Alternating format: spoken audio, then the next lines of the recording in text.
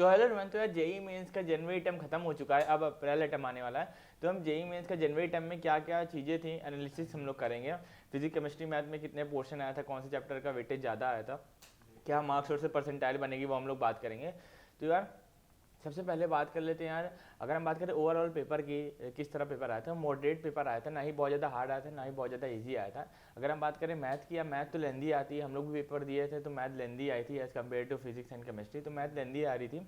तो मैथ यार जैसे हम लोग बात कर लेते हैं, मैथ में 3D ज्योमेट्री का पोर्शन ज़्यादा आया था, डिफरेंशियल इक्वेशन का, इंटीग्रेशन का, सीक्वेंस एंड सीरीज़ का, और हमारा वेक्टर 3D से भी सवाल बहुत ज़्यादा बने थे, और हमारा वेक्टर अलजेब्रा से, सीक्वेंस एंड सीरीज, ये सबसे सवाल बहुत ज़्यादा थे, मैंने वेटेज बहुत ज़्यादा था। ठीक है, तो अगर हम बात करें फिजिक्स का, फिजिक्स तो यार 15-16 क्वेश्चन तो ऐसे थे, यानी फॉर्मूला बेस्ड था। अगर आपने मेरी 4 घंटे की वीडियो देखी होगी, मैं जो 4 घंटे का बताया था पूरा, जिसमें पूरा फॉर्मूला बताया था 11th-12th का, अगर आपने वाला देखा होगा तो आराम से टैकल कर लियोगे, जिसमें कि पूरा फॉर्मूला में बताया था। तो अगर आप वो देख के गए होगे तो आराम से आप कर लियोगे, क्योंकि यार फिजिक्स हमारा पूरा फॉर्मूला बेस्ड था, पूरा फॉर्मूला बेस्ड था। ठीक है ना, 15-16 क्वेश्चन तो ऐसे ही, मतलब फॉर्मूला आप रख दोगे तो वैल्यू मतलब कि आंसर आ जाएगा, फॉर्मूले में आप वैल्यू पुट कर दोगे तो आंसर आ जाएगा। तो इतना ज़्यादा आसान था फिजिक्स। ठीक है ना, तो फिजिक्स बहुत ज़्यादा, जैसे करंट इलेक्ट्रिसिटी हो गया हमारा, इलेक्ट्रोस्टैटिक हो गया, लॉज ऑफ मोशन हो गया, magnetic effect of electric current हो गया, काइनेटिक थ्योरी ऑफ गैसेस हो गया, हमारा एटॉमिक फिजिक्स हो गया, ये सब पोर्शन बहुत ज़्यादा आए थे फिजिक्स में। तो अगर ये सब चैप्टर की आप ज़्यादा कमांड करोगे तो आप फिजिक्स को और अच्छे से टैकल कर पाओगे।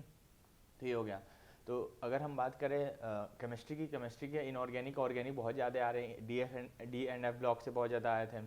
ठीक है, और हमारा जीओसी से बहुत सवाल बन रहे हैं ऑर्गेनिक केमिस्ट्री के, hydrocarbon, chemical bonding, periodic table और कोऑर्डिनेशन कंपाउंड, ये सब चैप्टर से बहुत ज़्यादा सवाल पूछे गए हैं। ठीक है ना, अगर ये सब चैप्टर आप कमांड कर लोगे तो आप अच्छे से टैकल कर पाओगे।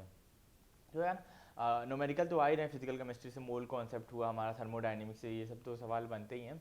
और आपको ये है, जैसे एनसीईआरटी, और एक चीज़ और है, आप एनसीईआरटी से जितने भी एनसीईआरटी के की पॉइंट्स हैं, जितने भी रिएक्शन आप उनको अच्छे से पढ़ के जाओगे तो और अच्छा आप कर पाओगे। और फिजिक्स में आप फॉर्मूला बेस्ड जा रहा है, फॉर्मूला अच्छे से याद होना चाहिए। और मैथ में क्या है ना, मैथ में जितना आप कोशिश करोगे क्वेश्चन अटैम्प्ट करने की, मतलब कि जितना ज़्यादा प्रैक्टिस करोगे और मैथ और ज़्यादा इंप्रूव होगी आपकी। तो ये हो गया। तो अगर हम बात करें पूरा एनालिसिस की, मॉडरेट पेपर आया था, यानी कि ट्रेंड चेंज नहीं हुआ, एक चीज़ है, ट्रेंड चेंज नहीं हुआ। जैसे 2023 का पेपर आता था वैसे ही ट्रेंड, वैसे ही सेम, मतलब कि नेचर टाइप का हर चीज़, क्वेश्चन के पैटर्न थे, हर चीज़ सेम ही पैटर्न था।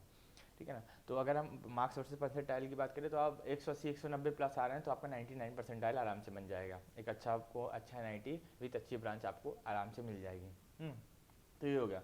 तो अभी आपको क्या करना है, अभी आपको बोर्ड में फोकस करना है, बोर्ड में आप फोकस कीजिए। अभी आप अप्रैल टाइम है, उसका आप करते रहिए, यानी कि एक काम और कर सकते हो आप। अभी जितना भी जनवरी टाइम के जितने भी शिफ्ट वाइज पेपर हुए हैं, आप पेपर पहले अच्छे से लगा लीजिए, क्योंकि यार अप्रैल टाइम में भी वही चीज़ें आएंगी, बस थोड़ा सा क्वेश्चन का नेचर अलग रहेगा, बाकी सब तो चीज़ें सेम ही रहेंगी। तो आप एक काम कीजिए, बोर्ड के साथ साथ आप जितने भी जनवरी के जितने भी शिफ्ट में पेपर हुए हैं, आप पेपर एक बार लगा लीजिए,